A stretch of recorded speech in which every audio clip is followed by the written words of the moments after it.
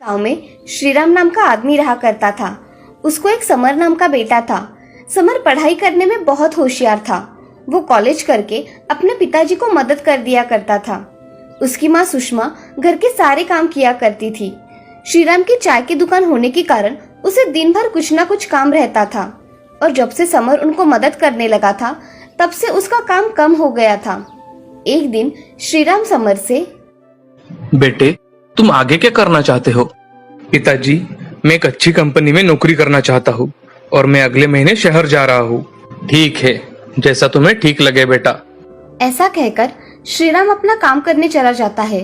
कुछ समय बाद समर शहर जाने का निर्णय लेता है। समर अपने माँ पिताजी की आज्ञा लेकर जाने के लिए निकलता है। बेटे, वहाँ जाकर अपना ख्याल रखना। ये लो कुछ पैसे, तुम्हें काम आएंगे। जी पिताजी। अब समर बस में बैठकर शहर चला जाता है। बस से उतरते समय उसका वॉलेट कोई चुरा लेता है। सारे पैसे वॉलेट में होने के कारण उसके पास कुछ भी पैसे नहीं रहते। वो बस से नीचे उतर जाता है। उसे तेज भूख लगने के कारण समर अपने पास और कुछ पैसे है क्या ये देखता है। तभी उसे 10 रुपए मिलते हैं। वो देख, अब मैं इन 10 रुपए से क्या करूँ? फिलहाल एक कप चाय ही पी लेता हूँ। ऐसा सोचकर समर रघु के चाय की दुकान पर चला जाता है। रघु अपनी दुकान पर चाय बना रहा था। रघु समर से, अरे भाई, लगता है तुम इस शहर में नए आए हो। जी, मैं इस शहर में नया हूँ। भैया, मुझे एक कप चाय दे देना। ये लो। तुम बड़े चिंतित लग रहे हो, क्या हुआ है? आज मेरा वॉलेट बस से उतरते समय चोरी हो गया है। अरे भाई, यहाँ चोरियां बहुत होती है। अब तुम कहाँ रहने वाले हो? यही फुटपाथ पर रह लूंगा। जब काम मिलेगा तब कुछ ना कुछ देख लूंगा। तुम चाहो तो मेरे दुकान पर सो सकते हो और कुछ दिनों तक मेरे यहाँ काम भी कर लेना। ये सुन समर की आंखों में आंसू आ जाते हैं। समर उसकी दुकान में रहकर काम करता है। समर सुबह उठकर दुकान की साफ सफाई करता है। रघु आने के बाद उसे सारा काम समझा देता है। थोड़े ही दिनों में समर उसका काम अच्छी तरह से करने लगता है। उसका काम देख रघु उस पर बहुत खुश था। अचानक से एक दिन रघु की तबीयत बहुत खराब हो जाती है। रघु 2 दिन तक दुकान में नहीं आता। तभी दुकान का सारा काम समर संभाल लेता है। समर के हाथ की चाय लोगों को बहुत पसंद आने लगी। 2 दिन तक लोगों को चाय का स्वाद अलग लगा, मगर लोगों को वो स्वाद पसंद आया। अगले दिन रघु दुकान पर वापस आ जाता है। तभी बैंक मैनेजर वहाँ आकर, रघु, तुम्हारे यहाँ का लड़का बहुत अच्छी चाय बनाता है, एक चाय देना मुझे। ठीक है साहब, अभी लाता हूँ। अरे रघु भाई, एक कप चाय मुझे भी देना। अभी लाता हूँ भाई। और हाँ रघु भाई, समर के हाथों की ही चाय देना। ये सुन रघु के मन में समर के प्रति ईर्ष्या निर्माण हो गई।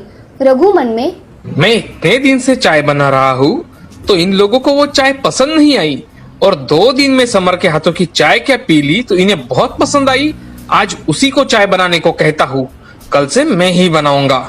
रघु दुकान में जाकर समर से, समर, 2 चाय बनाना जल्दी। जी, अभी बनाता हूँ। ऐसा कहकर समर 2 कप चाय बनाकर देता है और बाकी के काम करने लगता है। ऐसे ही 15 दिन बीत जाते हैं। तभी रघु के मन में समर के प्रति जलन बढ़ गई थी।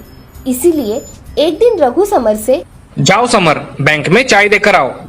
भैया, ये चाय तो सुबह की बनाई है। मैं ताजी चाय बनाता हूँ और वही लेकर जाता हूँ। तू क्या मेरा धंधा बंद करवाएगा क्या? नहीं भैया, मैं तो कह रहा हूँ कि हम जब चाहिए तब चाय बनाकर दे सकते हैं, तो हम ये सुबह चाय क्यों बनाकर रखते हैं? तुम मुझे सिखा रहे हो? मैंने तुम्हें काम दिया और तुम मुझे ही सिखाओ? हाँ? नहीं भैया, मैं अभी चाय लेकर जाता हूँ। मुझे जबान लड़ाने वाले लोग बिल्कुल पसंद नहीं है। आज से तुम मेरे यहाँ काम करने मत आना। ये लो तुम्हारे महीने के पैसे। मगर भैया, मेरी बात तो सुनो। मुझे कुछ नहीं सुनना, अभी के अभी यहाँ से निकल जाओ। समर बड़े दुखी मन से वहाँ से चला जाता है। उसे रघु ने दिए हुए पैसों में से थोड़े पैसे अपने पिताजी के अकाउंट में डालने थे। इसीलिए समर बैंक में चला जाता है। समर 1000 रुपए अपने पिताजी के अकाउंट में जमा कर देता है और मैनेजर से मिलकर जाने का सोचता है।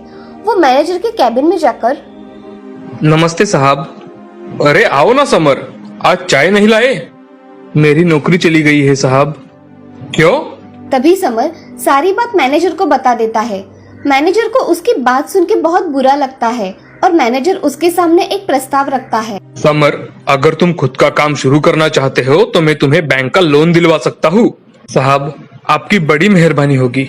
ऐसा हुआ तो मुझे काम करने का मौका मिल जाएगा। ठीक है, कल तुम्हें बैंक से लोन मिल जाएगा। अब तुम जाओ। समर खुद के सारे काम करके रात के समय रास्ते पर ही रहता है। अगले दिन बैंक में जाकर लोन के पैसे लेकर खुद का एक दुकान किराए पर खरीदता है और उसमें चाय की दुकान खोलता है। उसकी दुकान पर पहले दिन कोई नहीं आया। बाद में उसकी दुकान पर लोगों की भीड़ होने लगी। समर के हाथ की चाय लोगों को बहुत पसंद आने लगी, इसीलिए लोग उसकी दुकान पर चाय पीने के लिए आते थे। एक दिन समर का दोस्त सुहास उसके दुकान पर आया। समर, तुम्हारा ये दुकान देखकर बड़ी खुशी हुई।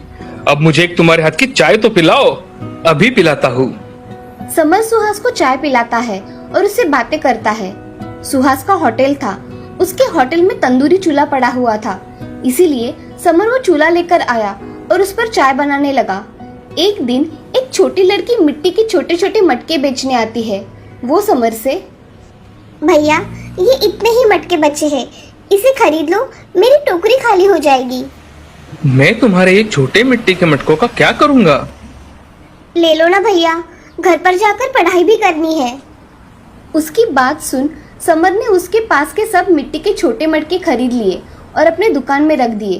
वो रात को सोने जा रहा था, तभी उसके मन में विचार आया, अगर हम मिट्टी के बर्तन में खाना बना सकते हैं तो चाय क्यों नहीं बना सकते?